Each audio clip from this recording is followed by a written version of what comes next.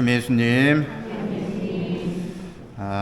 오늘 이야기를 또 하나 제가 또 찾아왔는데, 여러분들 그 나라 중에 영국이라는 나라 아시나요?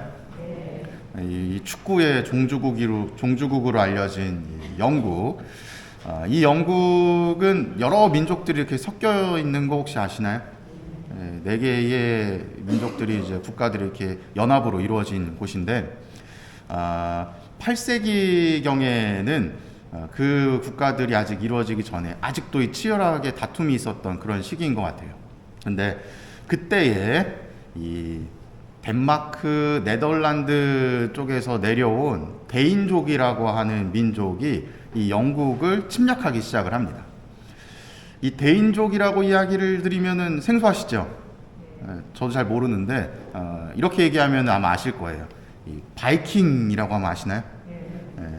이 역사서에서는 이제 데인족을 바이킹이다라고 이야기를 하면서 설명을 하는데, 영국의 이 해안가에 침략을 해서 8세기 말부터 침략을 해서 이 수도원들을 침략을 했대요. 약탈을 하기 시작을 했다고 합니다. 이 바이킹 하면 떠오르는 이미지 있으시죠? 굉장히 좀 못 배워먹은 사람들, 그리고 잔인한 사람들, 이런 이미지를 갖고 계시죠. 마찬가지로 이 수도원에 또 침략을 해서 막 사람들을 수도회의 수도자분들을 다 죽이고 뭐 음식이며 재산이며 할 거 없이 다 약탈해가는 그런 모습을 보이기 시작을 했는데, 그것이 점점 이제 잦아지기 시작을 하면서 9세기 중후반이 되어서는 그러한 일들이 너무나도 이제 비일비재하게 일어나기 시작을 합니다. 그리고 이 영국에서도 이제는 그들과 싸움을 시작을 하죠. 이 싸움을 시작을 하는데 참 힘든 싸움이었다고 이야기를 해요. 왜냐하면 영국은 뭐 조그만 어떤 부족 국가 형식으로 이루어져 있던 나라였기 때문에 단합이 잘 이루어지지가 않았습니다.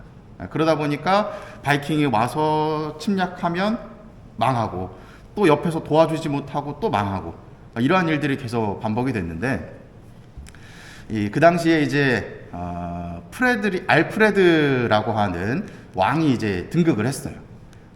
영국에서는 이 알프레드 왕을 대왕이라고 칭송을 합니다. 그 말은 그만큼 커다란 업적이 있었다는 거겠죠. 무슨 업적이 있었는가 보다는 그 알프레드 대왕이 겪었던 일화를 좀 설명을 드릴까 합니다.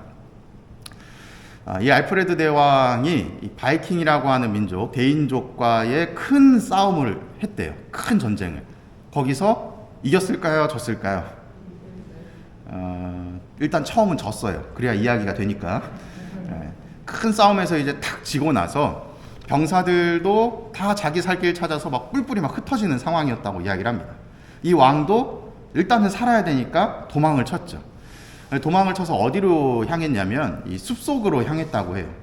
이 숲속으로 몇 날 며칠을 이제 도망을 다니면서 가던 길 중에 저기 이제 오두막 한 집이 보이는 거예요. 그래서 야, 잘 됐다.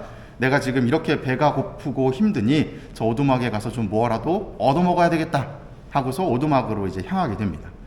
그곳에는 이 오두막에서 사는 나무꾼 내외가 살고 있었는데, 나무꾼은 뭐 나무를 하러 간 것 같고, 이 아내 되는 분을 이제 만나게 되죠. 때마침 그때에 이 아내가 그 케이크를 굽고 있었다고 이야기를 합니다. 그래서 제가 너무 배가 고파서 그러는데 빵 좀 나눠주실 수 없나요? 라고 이야기를 했어요. 그 나무꾼의 아내가 싹 보아하니 행색이 너무 초라한 거예요. 옷도 해지고 얼굴은 막 꾀죄죄하고 몇 날 며칠을 굶고 다녔던 그런 모습을 보이다 보니 불쌍한 마음에, 좋아요, 그러면 어떻게 하면 빵을 얻을 수 있느냐?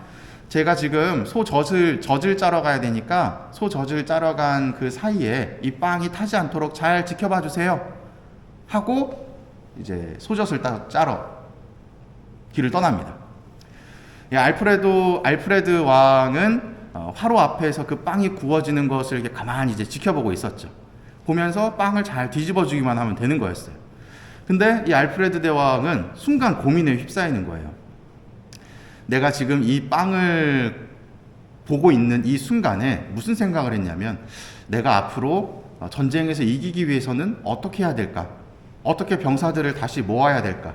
그래서 저 대인족을 물리치고 어떻게 하면 내 눈앞에 놓인 빵이 아니라 우리 민족들을 위한 빵을 마련할 수 있을까?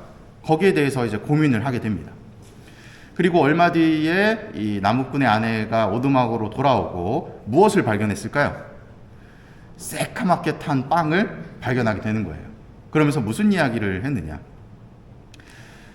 이 게으른 양반, 빵이 타지 않도록 조심하랬더니 이 빵을 태우고 있냐고, 눈으로만 보고 행동은 하지 않네? 하면서 질타를 했대요. 근데 그 이야기를 들으면서 알프레도 대왕은 피식하고 이제 웃었다고 이야기를 합니다. 뭐 향후에 이제 어떠한 이야기로 흘러가는지 모르지만, 이 이야기를 통해서 제가 느낀 것이 무엇이냐면, 알프레도 대왕은 많은 민족들을 먹일 빵, 나라를 되찾기 위한 생각에 골똘히 빠져 있었던 거죠. 골몰하고 있었던 거죠. 하지만 나무꾼의 아내는 무엇에 빠져 있었을까요?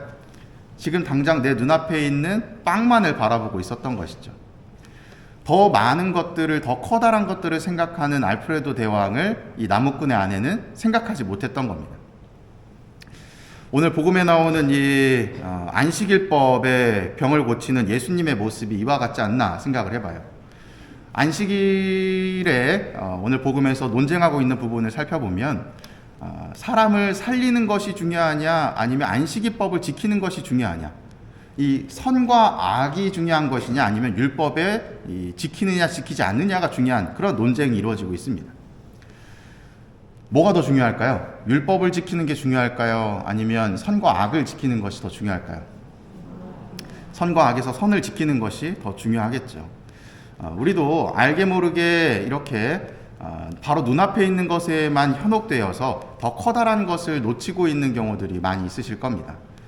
여러분들의 삶에서 또 늘 말씀드리듯 이 신앙 안에서도 마찬가지겠죠.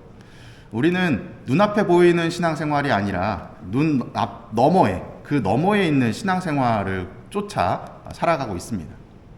그것을 쟁취하기 위해서는 당장의 이익이나 당장의 무언가를 위해서 현혹되는 것이 아니라 저 멀리를 바라보고 지금 당장 앞에 있는 것들을 손해보고 때에 따라서는 실패하는 경우들도 있을지 모르지만 그러한 것에 안주하는 것이 아니라 저 멀리 그리스도를 향해 나아가는 길에서 쟁취할 그 값진 보화를 꿈꾸면서 살아가야 되겠죠.